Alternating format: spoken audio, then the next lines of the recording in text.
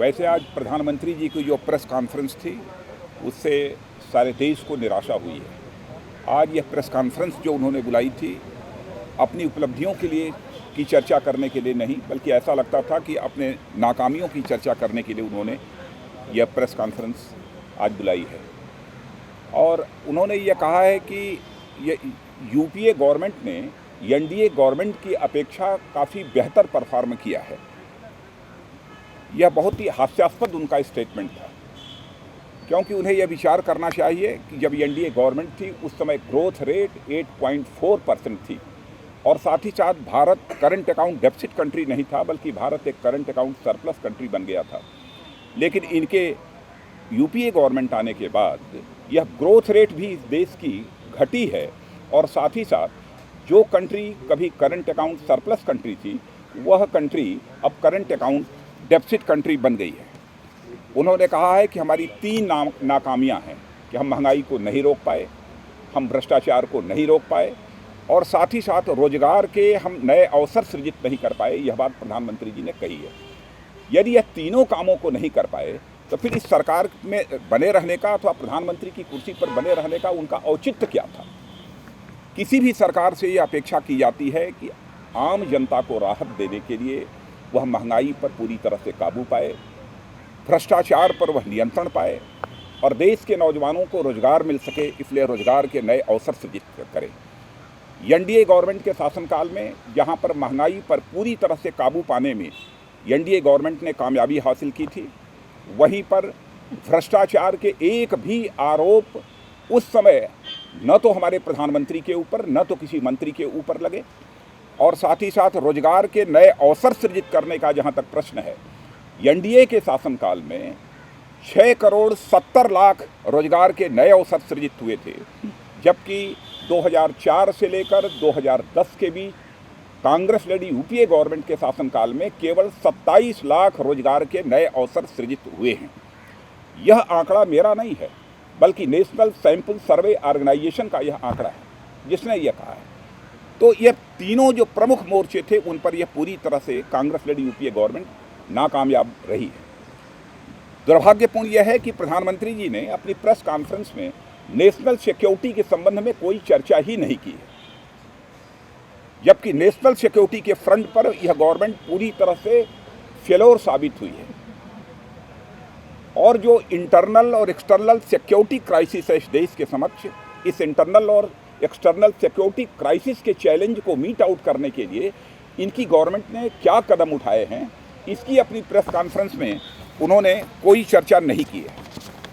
उन्होंने हमारे prime ministerial candidate Shri Narendra Modi के बारे में कहा है कि श्री नरेंद्र मोदी यदि प्रधानमंत्री बनेंगे तो यह देश बर्बाद हो जाएगा।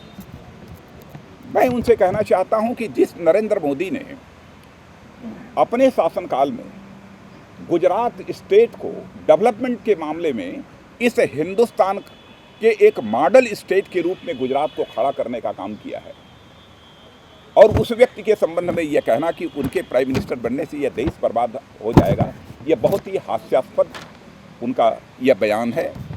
और मैं यह कहना चाहता हूं कि जो उन्होंने कहा कि जिस व्यक्ति के शासनकाल में दंगे हुए हैं उसको इस देश का प्रधानमंत्री नहीं होना चाहिए, तो जबकि 2002 में जो कुछ भी वहाँ पर हुआ दुर्भाग्यपूर्ण था, दुखद था, इसमें कहीं दो मत नहीं है।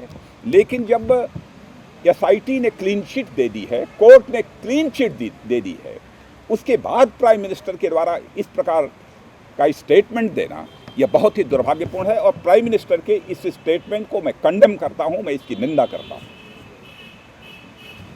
और साथ ही उन्होंने कहा है कि सभी का विकास हुआ है। अब यह बात हमारी समझ के परे है कि कैसे सभी का विकास हुआ है। रोजगार के नए अवसर सृजित नहीं हो पाए, पर कैपिटा इनकम भी इन 10 वर्षों में जितनी बढ़नी चाहिए थी वह नहीं बढ़ी है। ह्यूमन डेवलपमेंट इंडेक्स का भी जो ग्रोथ होना चाहिए था वह इनके शासनकाल में नहीं हुआ है।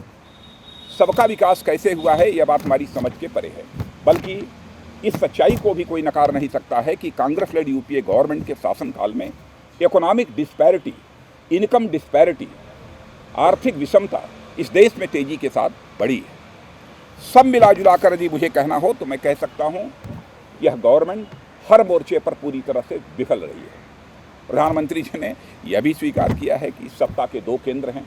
भारतीय जनता पार्टी तो पहले से ही यह कहती रही है कि प्राइम मिनिस्टर अकेले पावर सेंटर नहीं है इस गवर्नमेंट के, बल्कि दो पावर सेंटर हैं। जो कुछ भी भारतीय जनता पार्टी कहती रही है, सचमुच उसी को आज अपनी प्रेस कॉन्फ्रेंस के माध्यम से प्राइम मिनिस्टर ने जस्टिफाई करने का काम किया है। और जब कभी दो सत्ता के केंद्र होते हैं तो इसमें कहीं दो मत नहीं है कि इस प्रकार के सत्ता से, इस प्रकार की सरकार से जिसके दो सत्ता के केंद्र हों, उससे कभी भी अच्छे कामों की अपेक्षा नहीं की जा सकती। इसका मतलब कि एक जो आज़ादी चाहिए निर्णय लेने की, वह निर्णय लेने की आज़ादी पूरी तरह से समाप्त हो जाती है। सर, भास्कर ने सवाल किया था कि आपकी ट्रेन में थी, जाते जाते टेंटेड हो गई है, इसमें प्रधानमंत्री टाल के सवाल का सही से जवाब नहीं दे पाए। नहीं, तो ये प्रश्न ही ऐसा प्रश्न था कि सचमुच इसका कोई जवाब प्रधानमंत्री के पास नहीं था, इसलिए उन्होंने इस प्रश्न को टाल दिया। क्योंकि आज़ाद भारत के इतिहास में किसी भी सरकार के ऊपर इतने भ्रष्टाचार के आरोप नहीं लगे हैं जितने कि भ्रष्टाचार के आरोप इस कांग्रेस लेड यूपीए गवर्नमेंट के ऊपर लगे। राहुल गांधी के नेतृत्व में काम करेंगे। शायद ये तो नहीं कहा नहीं, इसका मतलब कि उन्होंने स्वीकार कर लिया है कि अगली government Congress led UPA government की नहीं बनने जा रही है, इसलिए उन्होंने कहा कि हम तीसरी बार प्रधानमंत्री नहीं बनना चाहते।